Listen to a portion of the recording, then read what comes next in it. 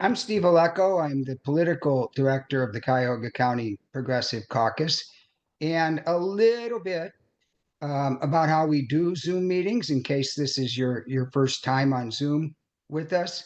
Um, we are recording the event on our YouTube channel, and what will happen is we're going to send out an email tomorrow. Well, the email will have a couple of things. One, an invitation to join the Cuyahoga County Progressive Caucus if you're not already a member. Another link will be donate. We are all volunteer funded, all volunteer staffed, and we depend on small donations from good people like you to stay in business. Um, there will also be a link to the YouTube recording of this meeting. What we found is we get far more people that register than actually show up. And so we're going to send those people the link to the video. Sometimes things come up and they can't make it. Um, and then there's going to be a link to join Indivisible. Okay, Indivisible, you might recall, was the preeminent Trump resistance organization after he got elected in 2016 until he left office. They're kind of reactivated. We don't know yet what it's going to look like locally, but you may recall, like there was a big Indivisible CLE, okay, Cleveland, and then there were like satellite Indivisibles, like in different suburbs. Indivisible Strongsville is actually still going on, but I suspect that these little satellite indivisibles are going to spring up in many communities. And if you sign up to Nationwide Indivisible, they'll let you know of indivisible chapters in your area. We'll let you know too, but they may let you know quicker. Okay, so that's a good thing. And then they also send out suggestions on what we can do, how we can resist right now. The format of the meeting tonight is I'm going to start off um, with what happened, and I'm going to give an analysis that you may agree, you may disagree with. Then we're going to go into what do we do next. And we're joined for that part by distinguished Cleveland activist and author Randy Cunningham. Um, I know a lot of you guys are members and read our emails. What Randy's writing now in Randy's Rants is some of his best work. And actually, what he wrote after the election, which we'll get to later, is sadly some of his best work as well. First of all, some good news. There are on the call tonight two CCPC endorsed candidates, CCPC members who got elected to the Ohio State House. Want to acknowledge Tristan Rader. Tristan and I were co-founders of the organization back in 2016, and Chris Glassburn, who are going to the State House. Let's give them both a round of applause. And sadly, there's no more good news. What happened? And, the biggest focus is Trump being elected. But I mean, there are other catastrophes as well. The Ohio State House, God bless Chris and Tristan for going down there, is now completely controlled by the fascists. They have a 6-1 majority on the Supreme Court. There's no chance to end gerrymandering. Oh, yes, I know we have that previous constitutional amendment, but how did those court challenges go last time? So it's going to take a concerted effort to get Ohio blue again. And it's not, folks, it's not in the foreseeable future. Okay, what happened nationwide? What caused the disaster? I'm going to throw out the possibility of 5 different factors, all playing a role in connection with each other that caused this disaster. Yeah, I know the polls were all wrong. Okay, they did say it was close. It was fairly close, but one of the sad facts that we know from the 3 presidential elections that Trump's been on the ballot is he overperforms election day than what the polls say. And because it was close going in, sadly, that's what happened again. Factor number one, and this is a sad reality, this is who we are right now as a country. Trump got 74 million votes, despite the fact that we experienced the chaos of his first term, despite the fact that we saw how incompetent he was in handling the COVID crisis, despite the fact that after January 6th, did people forget or what? Okay. Despite the fact that over the last year, I forget how many felony convictions and indictments he's had. So we got to face the fact that maybe it's not an aberration and that maybe this is who we are. And we have to get back to who we were. Now, before the progressive movement can have any success, okay, we have to get back to who we were, okay? Work within the Democratic Party, try to get it to uphold progressive values. It's worth a try. The corporate centrist approach clearly isn't working and was a disaster this time around. Excuse me. Factor number two. It's something that I don't think any of us in this room can fully understand. Social media, the right-wing news media outlets. Yes, there's disinformation. Yes, there's lies. But we look at the other side and we say, they are clearly evil, which they are, okay? But the 74 million people who voted for Trump, because of the disinformation and the social media, believe we are just as evil as we believe Trump is. Okay. And this is something that it's difficult for us to grasp because I'm guessing most people in this room don't jump into right-wing conspiracy theories and watch Fox News all the time. Factor number three. From us in the progressive movement, I think it's clear now. There was no message at all for the working class. Kamala's campaign basically was vote for me because Trump is evil. Sadly, the most effective commercial that pundits believe swayed this campaign was when Trump said, "I'm for you, she's for they, them." And that addresses like the horrible prejudice that exists in this country. But like I said, sadly, that was effective. Factor number four, the late start for Kamala Harris. I think she ran the best possible campaign she could. But she couldn't distance herself from Biden because she was Biden's vice president. Okay, so Biden, like his poll rating sink, he would have lost by 15, 20 points if he stayed in the race. Why not a year ago tell Biden, you can run again, but the country perceives that you're a little bit too old and you may have missed a step. The DNC should have encouraged a vigorous primary process. Because what would have happened, we all saw in the debate in June, is Biden wouldn't have been able to hold up. Okay.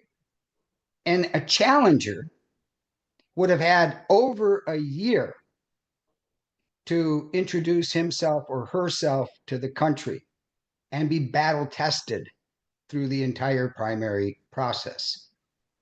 So I hope the Democrats learn their lesson that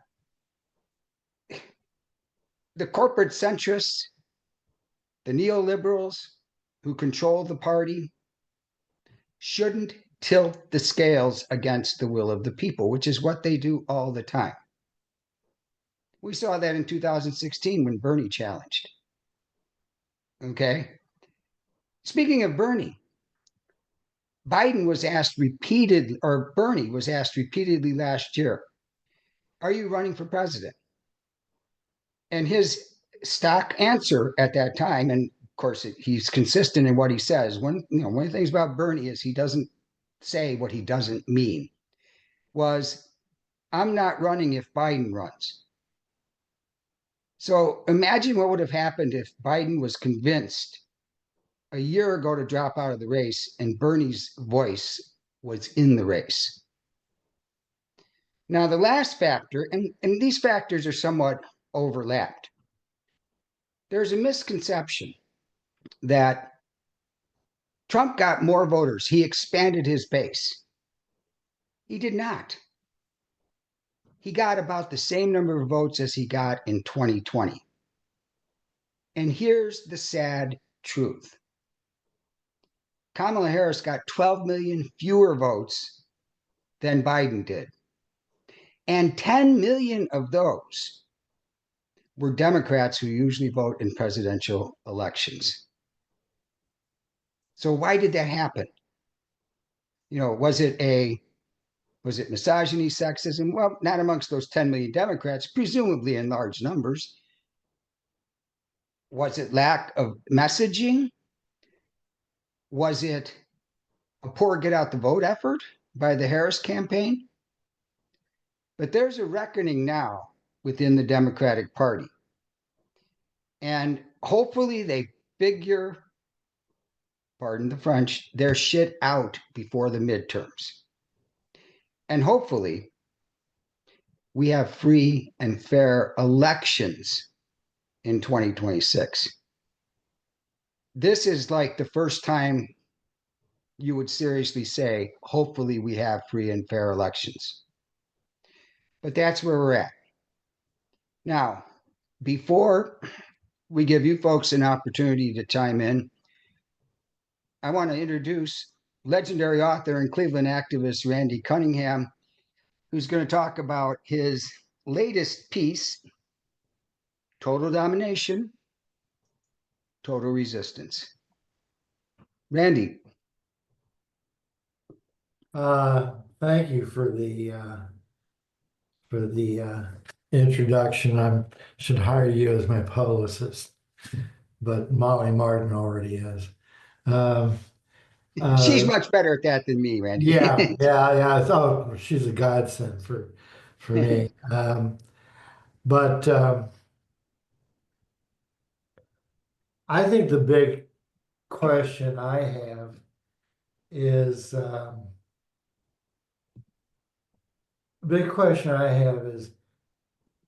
how do we basically rebuild the left? Because we had a period where so many of us came to work together, from Bernie all in 2016 all the way up to 2020. We had the squad that captured a lot of people's imaginations. And in fact, even though 2 of them were defeated in this round of elections, 6 of them were reelected. So that's a little consolation prize there. And looking at various stuff that I've read, there is really we talk about there has to be a complete change just in the Democratic Party, but there's also a changes being agitated for, I'd say, within the broad left. And I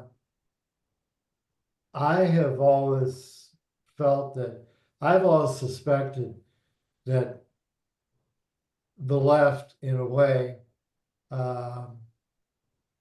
enjoys being powerless. Because if you're powerless, you're not responsible for your actions, or you're not responsible for the policies that you push. And I have always, back from the very beginning of the period of time that I was politicized, I have always felt that there needs to be an authentically American left. Or as I put it in my essay, I said, our left has to be made in America. It cannot be some left that goes running here to the leading light in the international left today and running off to somebody else tomorrow. We've got to stand on our own 2 feet. We are just as intelligent, just as capable, and as anybody else.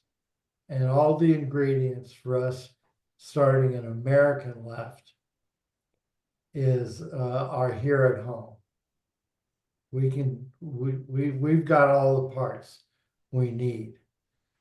One thing that I really agree with several people about, I always push this guy named Frederick DeBoer, who is an author, and he's on Substack too. And one of his big points was that we need to go and start, we need to have a complete rebooting of our language. It's too aligned with academia, and we don't speak to people, as he terms it, in normal human language. You know, we have a million pieces of jargon that we use. And as he said, the average American people hear us and they think we've landed in a flying saucer. Okay. So those are a couple of things. And so I'm kind of, that has always been one of the things I've always believed in. And the other thing is that so often in the left, you see a thing where there's a checklist. Somebody, I think on Jacobin one time, called it a checklist left, okay? And in order to sit at the table with the cool kids, you have to have the right position on A, B, C, D, E, F, G. Well, I think that as long as we have a same position with somebody, and it can be only just a couple of things, then that's something that we can go and work with on those couple of things. I think we've got to go and basically look to our own history as far as where we get examples, where we get inspiration for future, for building a democratic America, with small d, democratic America. Again, to quote something that somebody said in an issue of Jacobin, he said that a lot of American leftists know more about the Russian Revolution than they know about the American Civil Rights Movement. And I think, so if I were saying what my attitude towards the progressive movement, broadly defined and very ecumenically defined as the left, I think we need a gut rehab.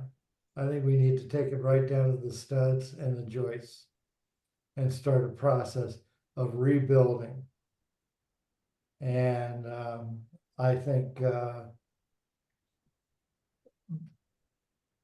basically, I think it's, as I said in the last part of my essay, I think it's doable.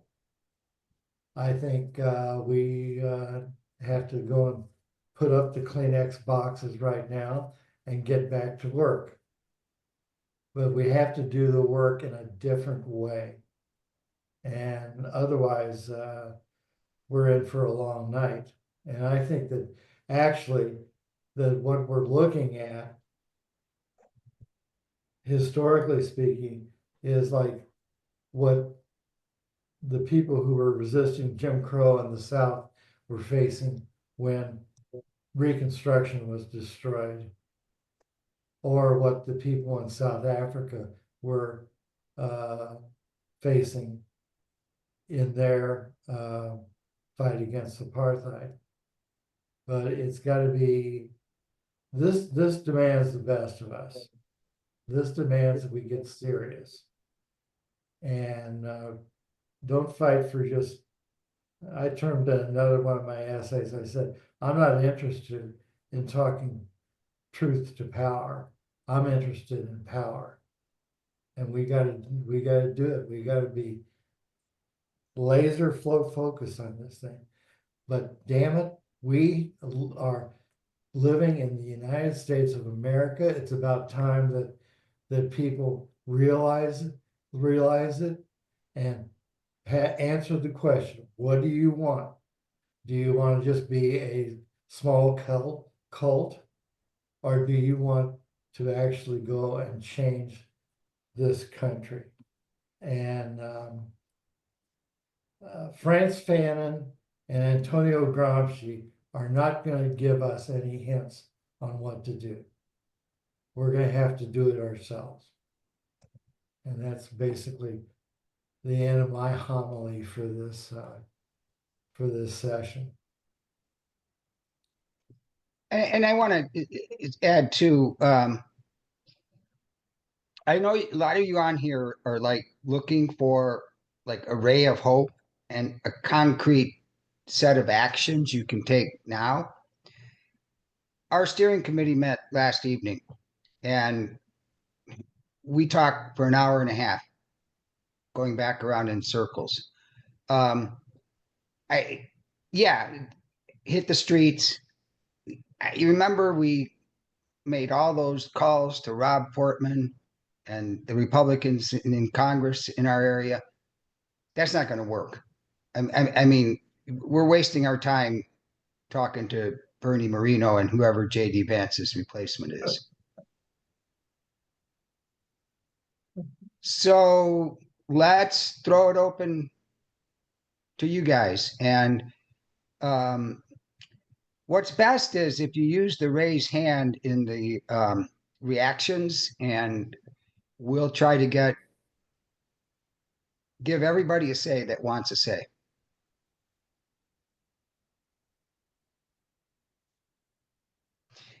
Particularly if you know exactly where we should go now and can figure out what our steering committee couldn't figure out last night. That's a lot to put on Ann Caruso, but Ann, you need to unmute. I just want to say that what really sticks out for me is the Democratic Party. When they talk about labor, they talk about union labor. You know, Biden was the first one to be on a picket line. And, you know, the things that they do for labor and union labor is great. But they haven't lifted a finger for the federal minimum wage. And I think a lot of people have been waiting 4 years, another 4 years, another 4 years. And it's been a long time for a lot of people that stay, you know, basically at survival level. And the Democratic Party does not address those people, as far as I can see. Whatever programs we have, you have to be at your last gasp to, you know, get any help from the federal government. The Democratic Party hasn't done much about that. And that's the people that I think the Democratic Party doesn't really see. This morning, I saw something that said the median income in America, or I can't remember, sorry, if it's median or average, but anyway, it's $37,000, a year. And there's a lot of people that live at that level, and they either gave up voting, or they certainly don't have time because they're doing 2 or 3 jobs to figure out what exactly Trump really said. I mean, I'm a nut. I watch him on TV all the time. I know exactly what he said, but very few people, that are voting know exactly what he said and what he's done. They're too busy trying to survive. And I think the Democratic Party needs to talk more about that. I'm just going to say one last thing. A lot of the Democratic senators, representatives, when they come to town, who do they see? It's not like it used to be 10, 20 years ago. You'd have a town hall, with Marsha Fudge or, somebody. They only come and talk to their wealthy donors. And that's who they're, basing their policy on. That's where they're basing how they're doing. And, they're just so out of touch. So my suggestion is to figure out a way to get the party to address issues for people that the country's not working for. I mean, that's supposed to be the role of the Democratic Party, and that's all I have to say. Steve, I just want to, we've got Ted, Eric, and then Eugene Miller, and then Russ in the stack. So Ted is the next one going. Hold on, I have a fire alarm going off. I'll have to come back on a second.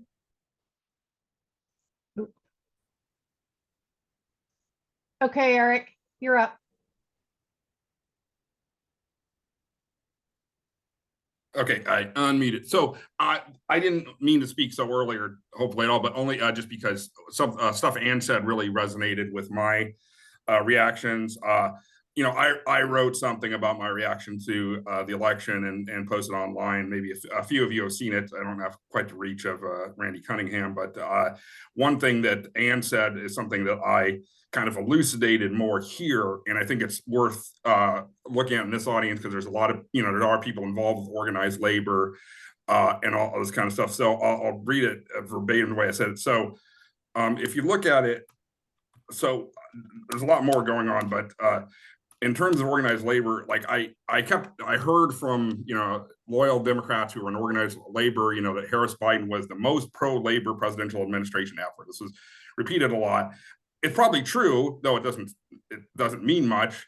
And basically it's true, Democrats, when they think of labor, they just work on issues which directly affect people who are already members of labor unions.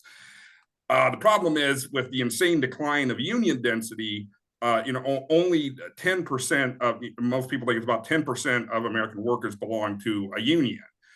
So, you talk about stuff like, Biden joined the picket line, only American president ever to do so. Biden appointed good people to the NLRB.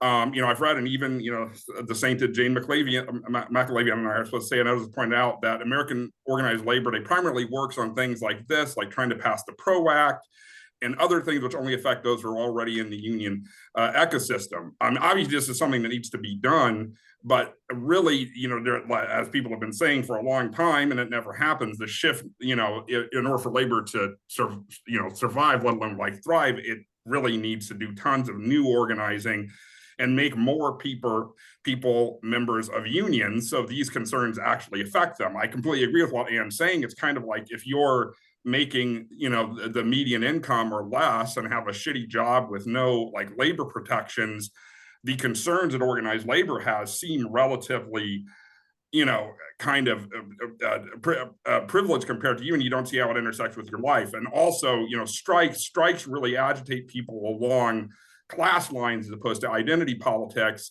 such as the wave of teachers union strikes that were done in 2018, a lot of them in red states, states where it's literally illegal for them to strike. So, you can strike in an incredibly inhospitable environment with Trump. So I think that that's just one point I'd like to make, but I'll stop now. Thank you. Okay, I'm going to go back to Ted. and then Eugene, and then Russ. Yeah, thank you very much. I just wanted to add one thing kind of to what Ann said, which is um, I if the Democratic Party doesn't get a hold of and start to involve itself in and speak the language of populism and the role that populism has played in how we got to this point, I find it to be really frustrating, and I find it's disingenuous that they don't, and the idea that like we can't corral populism for good. I mean, Bernie Sanders wanted to do that very thing in 2016. He has since he's been on the national stage, and he got kneecapped, as Steve mentioned. So if they need to embrace populism. It can't be a bad word.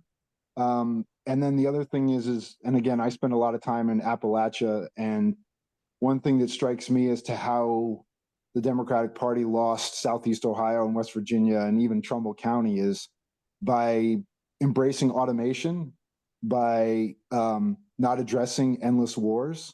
We're still paying the price for bringing men and women home and not addressing what's happened to them.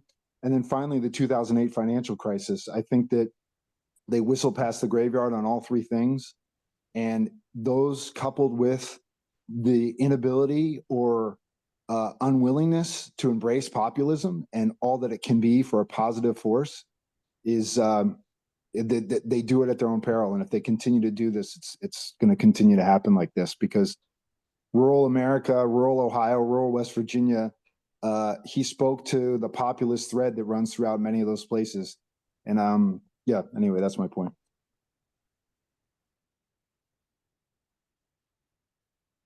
Okay, Eugene, you need to unmute. Real quick, Deb, before Eugene goes. Ted sent me an excellent piece, Project 2025's impact on the environment.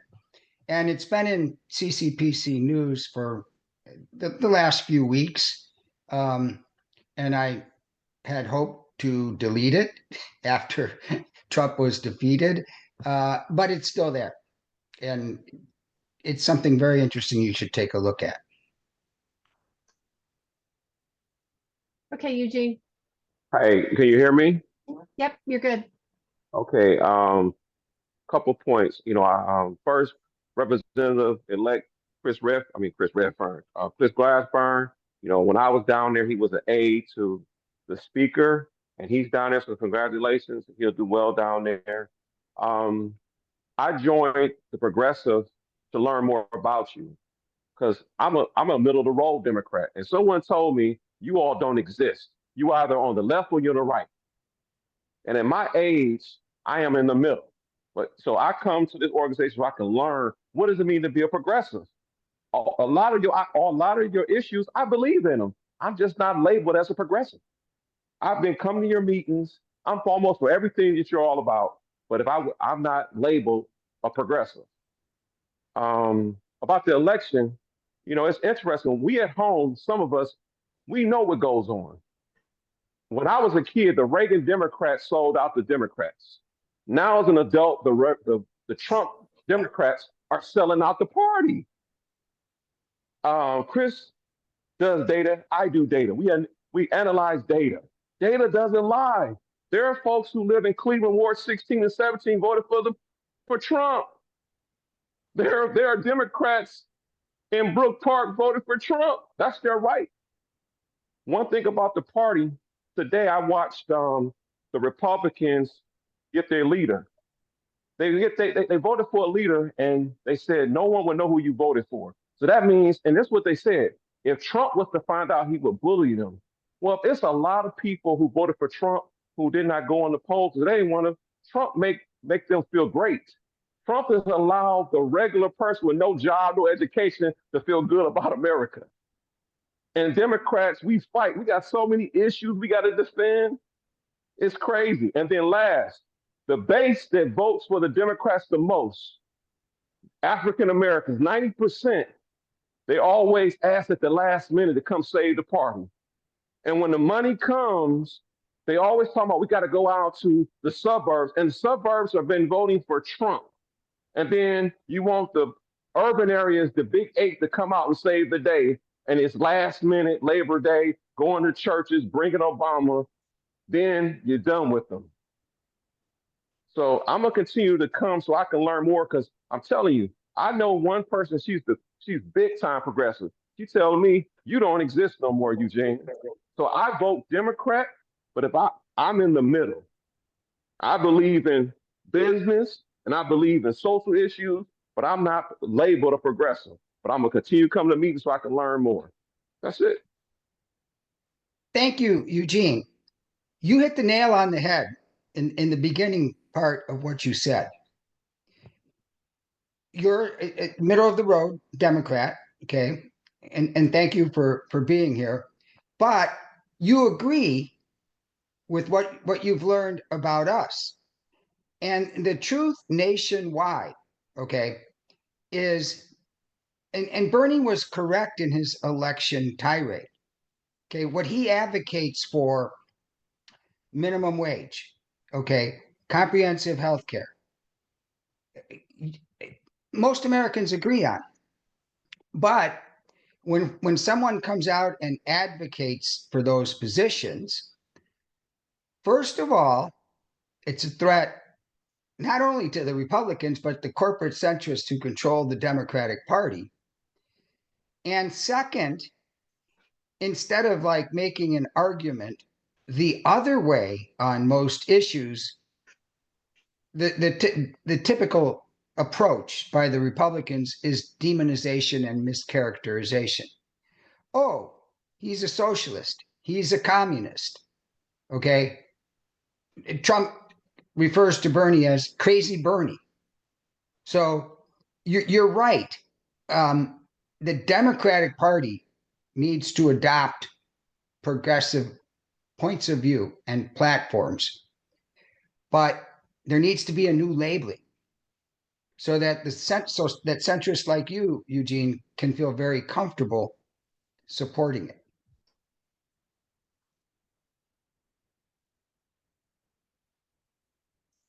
Eugene, did you want to say anything? Unmute. I unmuted you.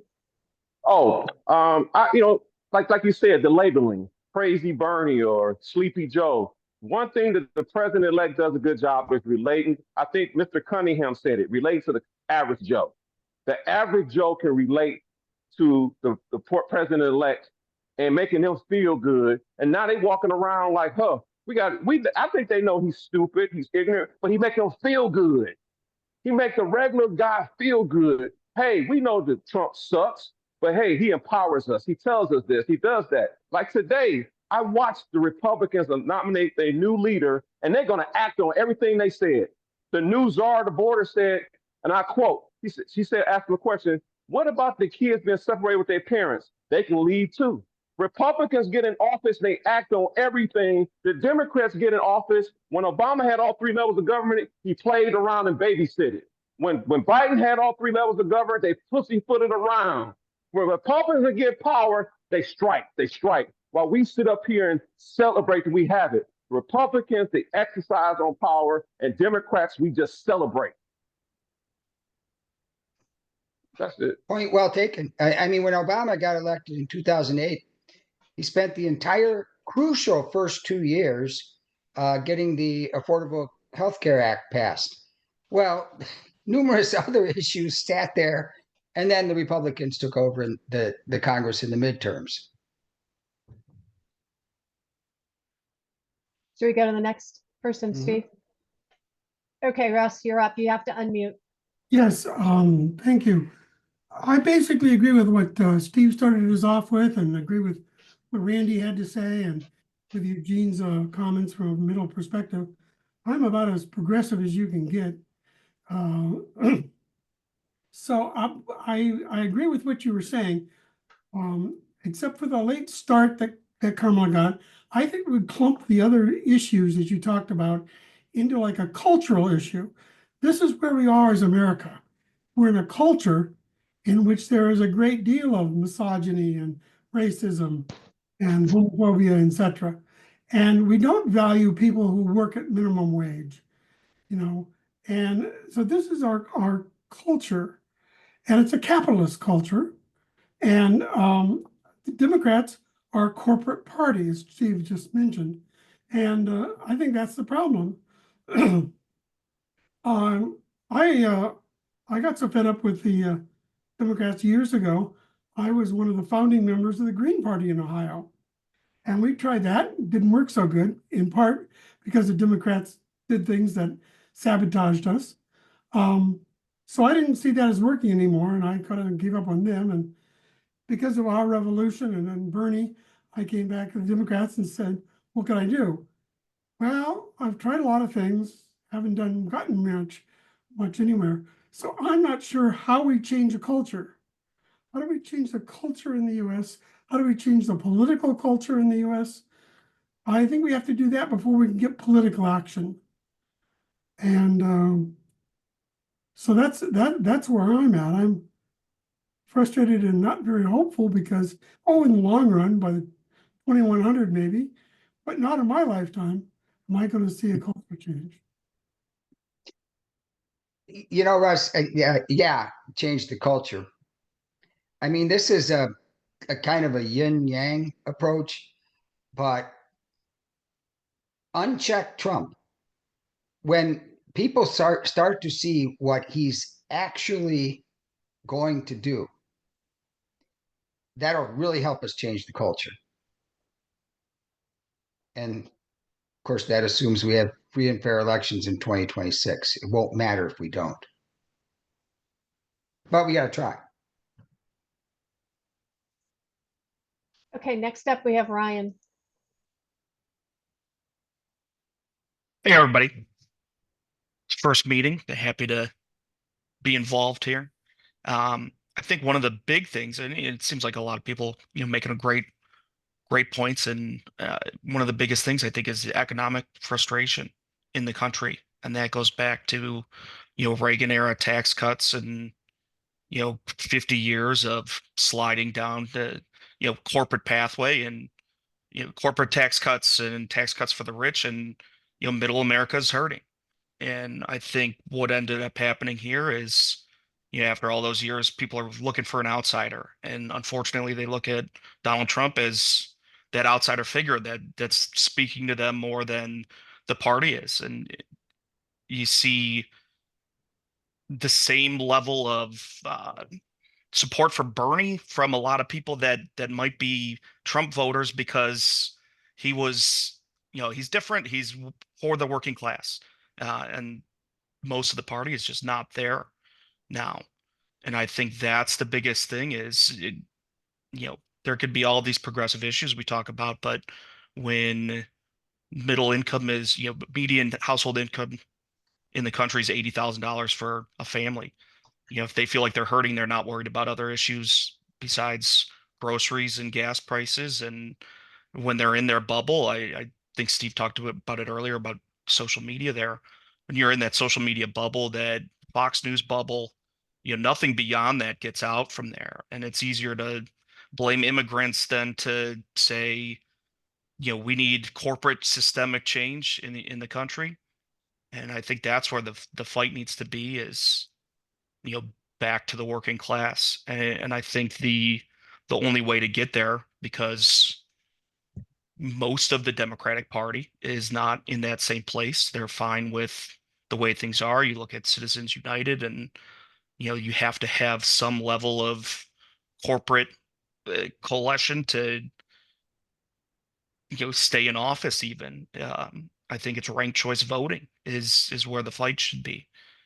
And Russ made a point about getting with the Green Party. I'm sure most people here have kind of looked at what else is out there, but the main thing is without funding or without a way to get candidates on a ballot and give them a chance, the third parties aren't going to work. And I think that's our only way to break through.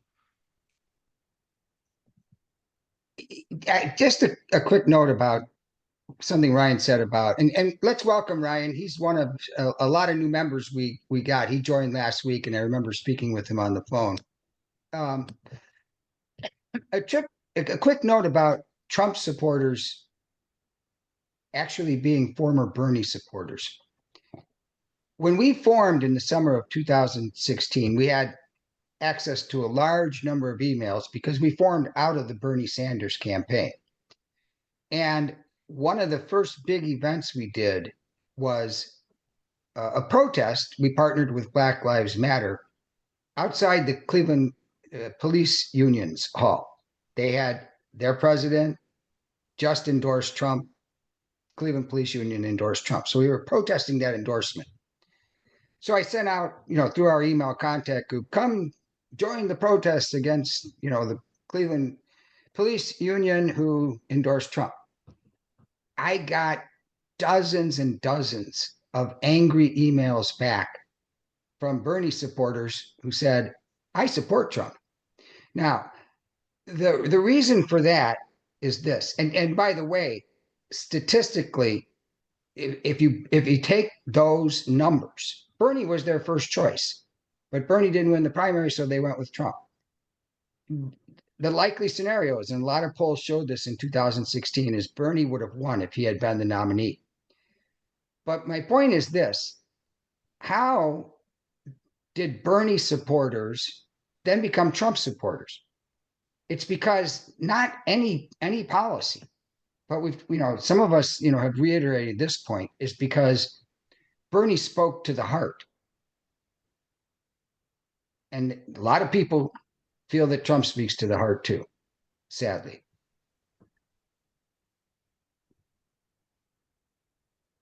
Nina, you're up.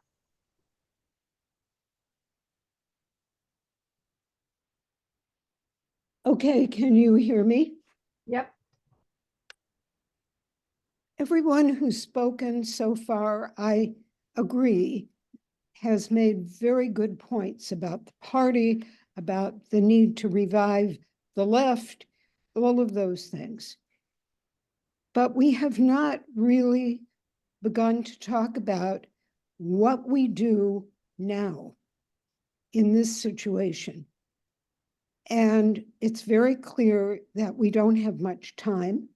We have a couple of months before Trump and his administration take power, and they are going to move very fast. So I hope we will spend some time tonight really talking specifically about what, if anything, we can do. We know from lots of information about what happened in Germany, analysis of autocratic fascist regimes.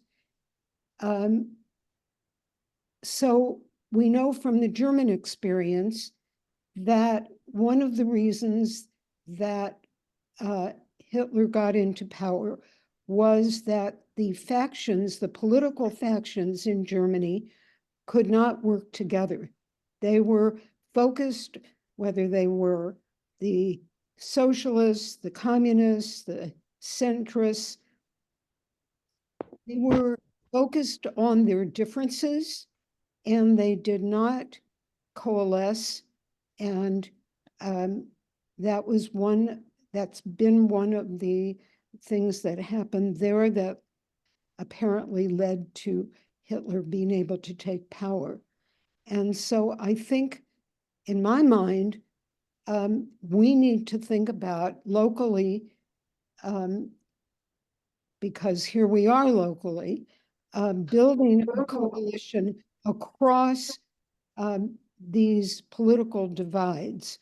We have DSA, we have the Democratic Party, we have churches, we have Black Lives Matter, we've got, we have many, many organizations that could come together. Another point that I think is really important, and the ACLU and Rachel Maddow and others have said this, that you have to begin to push back immediately. You don't allow the expectation of what is going to happen to cause you to stand back. So many of us have noticed that the ACLU had a big full-page ad in the New York Times on Sunday, and they are pushing back. It's a letter to Trump saying, we are going to fight you. And we've done that when you were in before, and we're going to do it again. So I think it's calling on all of us to be proactive together immediately, because if we wait, we will not have elections in the next round. We have to begin pushing back immediately as best we can at every level. And we have to do that as a united coalition.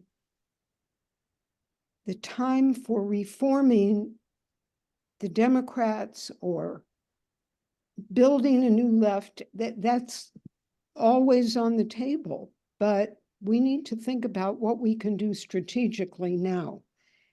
Because if we won't and don't, we will not have the room to maneuver in the future. And by the way, Democracy Now! Had an interview with the ACLU Deputy Director of Immigration, and he talked about that the ACLU is, of course, planning to fight on many levels, but he did say that we will need to be also out in the streets. And particularly when children are separated from families, families being rounded up. I think Steve made a good point that when these things start to happen, a lot of people who were Trump supporters or on the fence will begin to see what's really going on and may be willing to help protect their neighbors. So I would just like, I've been working, my organization, and I'm looking at Don Bryant too. We've been working on immigration issues since 2011. And the playing field specifically for immigration is going to be so different this time around than what it has been in the past. And I think one of the things that we have to keep in mind is that this guy that just got in, that is going to be in office in January, has set it up so that he can do whatever he wants to any of us that are out on the streets, to any of us that are responding. So we have to make sure that we make other people aware of that. But the main thing we have to do is follow the lead of the communities that are affected. It's not us that should be going in and saying, this is what you should be doing. We need to find out what they want and how we can help them. But again, the one thing we have to remember, we've got, just thinking about this, I think it's going to make Kent State look like a minor little glitch because we don't know how he's going to abuse this power. But the main thing, as I said, is we've got to remember that the communities that are affected, that we need to follow their lead and ask them what they need us to do or what we can do to help them. And Randy, you're up.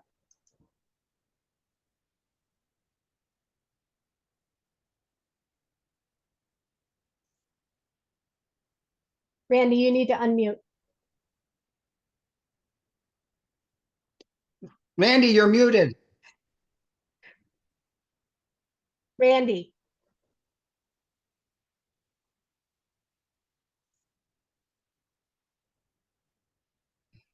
Deb, can you unmute him? I've been hitting unmuted. it. Okay. He's just not paying attention. All right, start over. We saw your lips move and we couldn't hear anything. Okay. No, I think one of the primary obligations we have is survival. Mhm. And I think that what we need to do right away is to get together with anybody that we have links to discuss what are we going to do to just protect our very rights to even be out on the streets, as Deb said. And we're dealing with an administration that really there are no guardrails. The Supreme Court has said, go ahead, do anything you want. And also, as I was talking to Nina this afternoon, I said, one of my biggest terrors is that there's 400 million guns in this country. And that a lot of and Trump is just going to turn loose the patriots. And I think it could get very grim very fast. But I think what we have to do is we have to start planning for this, for defending ourselves. I mean, just base survival. And I think the CCPC should call a meeting of everybody who is sympathetic and all, to discuss how do we counter these threats, which are very real. You know, these people are not playing. They've got guns, and they've got basements full of guns, and they've got a president now who has an attitude of wink and nod about their activities. So I hate to be screamingly apocalyptic, but that doesn't do anything either. But I think we need to prepare. I think we need to go and get everybody together that we can and start the discussion about how That's we going. protect ourselves. I'm sorry, Randy. I didn't mean to interrupt. I thought you were done. That's going to happen. We're going to connect with other organizations, Democratic Socialists. I'm trying to think who's appropriate. I know DSA is, and I'm not sure. Now, one of the things that happens when you get huge coalitions together, and we've worked on this in the past. Sometimes you have too many chefs cooking, and it's hard to get anything done because everybody's got differing points of view. But I mean, an effort's going to be made there. We're also, well, I'm going to call Dave Brock, the chair of the Cuyahoga County Democratic Party, with the same conversation I had in 2016 with Stu Garson when he was chair, and then in 2018 when Chantel Brown became chair. Why can't the Democratic Party be a part of the resistance? Now, when I talked to Stu and then Chantel, it went in one ear and out the other. But Dave's a Progressive Caucus member. Okay, so maybe this time it will be different. And then I think we lost Randy. But one of the Oh. things that Randy, are you still here? Let me get back on. Yeah, you are still here. Yeah, Okay. I'm still here. Okay. All right. You just moved around. The one thing I'm not as concerned about all of the freaks in the basement with their guns. I'm concerned about the freak that's going to take over at 1600, because he's going to have control of the military. He's going to have control of everything. And he's already got qualified immunity. He's got immunity. And all he has to say is it was in the line of duty. I had to save whatever from all these protesters, or save. So that's the person we need to be afraid of. Because he's going to have control of everything that can hurt all of us. And yeah, I'm a little concerned about those freaks in their basement too, but that number one freak is the one that I'm most concerned about. I won't argue that he's the number one freak, just look at how he's, what his latest nominations have been. It's like the bar scene in Star Wars. I mean, it's amazing what who he's suggesting. Tulsi Gabbard in charge of the national intelligence and all these other guys. You know, it's really scary. It's a scary story. But as best as we can, we have to start organizing consciously to protect ourselves. And I can also tell you, because somebody asked about it in the chat. Yes, there are organizations that have already begun the work to start organizing to figure out what we need to do and how we proceed. So I Yeah. think that we just, again, plug into the people that have been doing the work and listening to the communities that are affected. Yeah, because I mean, as I said in my essay, that they're going to practice on the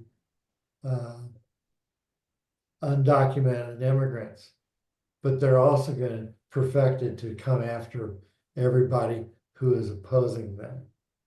They don't just, they're not content with just one meal. They want the whole banquet, you know. Okay, that's enough of me. Okay, And Nina. there's not- Oh, sorry. Go ahead, Steve. Well, real quick before we get to Nina, there's organized resistance. You know, we are an organization, but another component is personal resistance. I'm just going to give you an example. And personal resistance is like do what you can, what you have the skills to do individually. The CCPC treasurer is a retired lawyer. And since she's retired and thought she was going to remain retired, she let her law license lapse. She's in the process of renewing it so that she can do pro bono defense work for people who get arrested. Now, not all of us can do that, but I mean, if there's something like that you can do, okay, look at our newsletter. Deb was talking about the immigration issue. If that's one that really you're concerned about, join the Immigration Working Group of Cleveland. Okay, whatever you can plug into. Nina, go ahead. Yes, I just had forgotten to mention also, because I think it may be relevant to our thinking, that Cleveland Heights is considering a resolution. I just got the document today. It's narrow.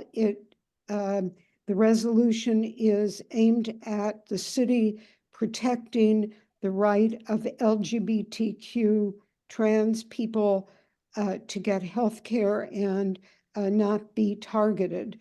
So it's narrow in its scope, and I believe that it was developed in relationship mostly to the state legislation.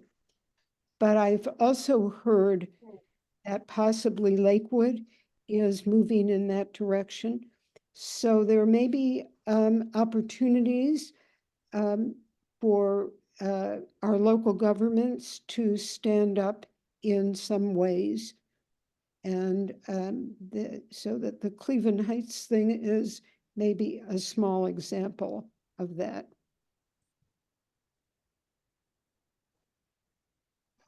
Well, that's all well and good, Nina, but there are some very conservative communities that would not do that.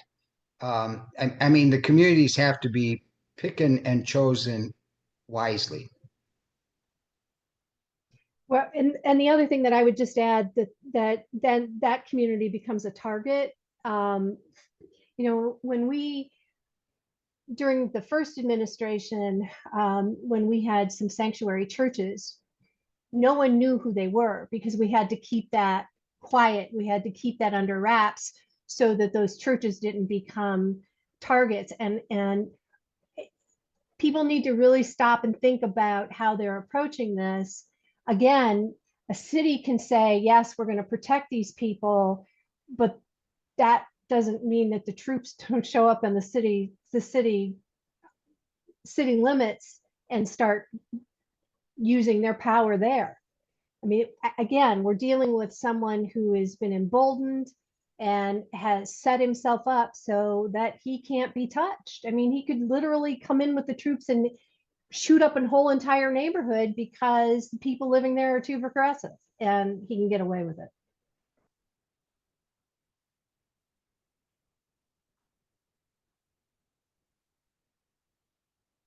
I don't know if we have anybody else.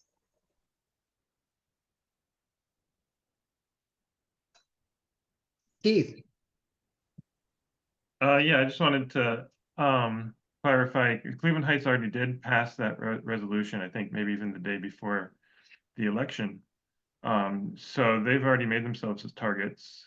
I'm not saying we should necessarily create a list of all the progressive cities for Trump to target, but when somebody stands up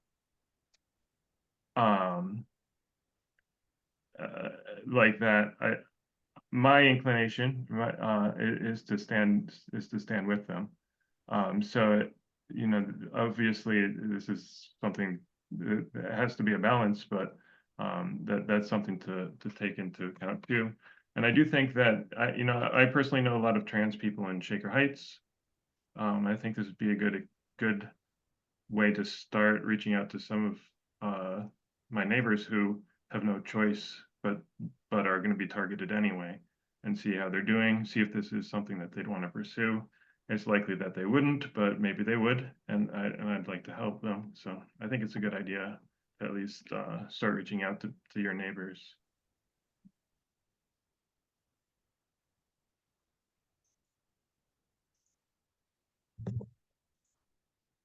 Ted. No, he's clapping. He's agreeing with what. Oh, I'm Keith said. sorry. That's okay. Deb, do you see any other hands up?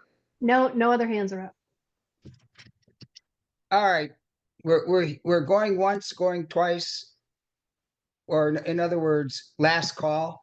Oh, Deb, did you want to talk about the crisis pregnancy centers real quick? Wait, hold on. We've got Nina.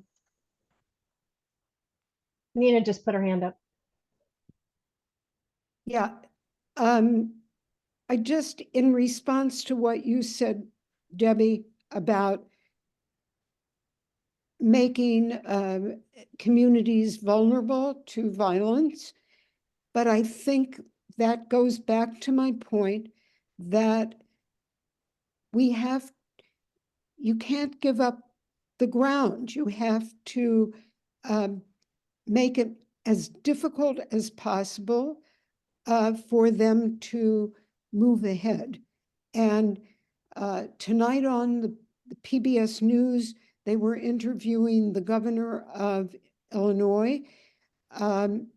Governors from progressive or blue states are getting together to talk about, they formed a group that is called something like Protecting Democracy. So yeah, everybody's could be vulnerable, but we shouldn't back off before they've even taken office. That's part of the point that the ACLU is making, and others. So I think I agree with Keith that we should look at all possibilities.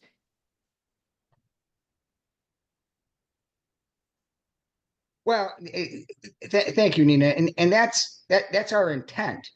But I mean, we gotta see what other organizations are thinking. And I would say, you know, like 99% of the time, I've been doing this political director gig for 8 years.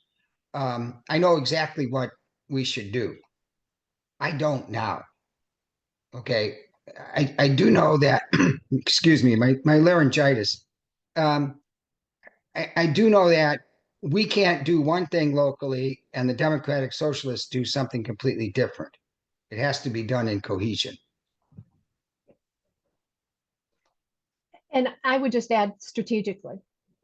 Strategically, of course. So did you still want me to talk a little bit about the crisis pregnancy centers?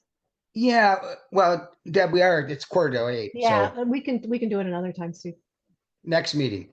Yep. Okay, guys, thank you very much for coming tonight. And I see a lot of names that I haven't seen before, the new members or people who have been getting the emails and now want to get involved. That's great. Stay tuned to what we send you. If you're not a Progressive Caucus member, please join when you get the email tomorrow. Because we'll update you on things as soon as we get them. We may be in, usually we send out our CCPC recommended Tuesday, CCPC news and events Thursday, and then an email Sunday when we've got a meeting or something important. But we may be sending out more frequent emails of calls to action. So thanks, folks. Oh, and one other thing. We don't have a regularly scheduled meeting planned for December. Although if it's a course of action and it's urgent and we need to talk about something, we will. There's two things at play. Yeah, we've got to start organizing, right now. But there's also at play this. Nothing horrible is going to actually happen until more than 2 months from now. We also have to look at the holidays are coming, enjoy family and friends, like what Randy says, survive. Yeah, we have to survive as an entity, but we also have to survive personally. So just watch enough news to know what's going on. Try to tune out with a good Netflix series once you know what's going on, or sports. By the way, Cavs have a 12-game winning streak. I'm going to turn that on right now and tune out. Okay. Try to do stuff like that, but pay attention. Okay. Thank you, guys. We'll see you again in January. We're in the process of planning our fundraiser. And that, of course, is unless something comes up that we have to deal with immediately. Thank you.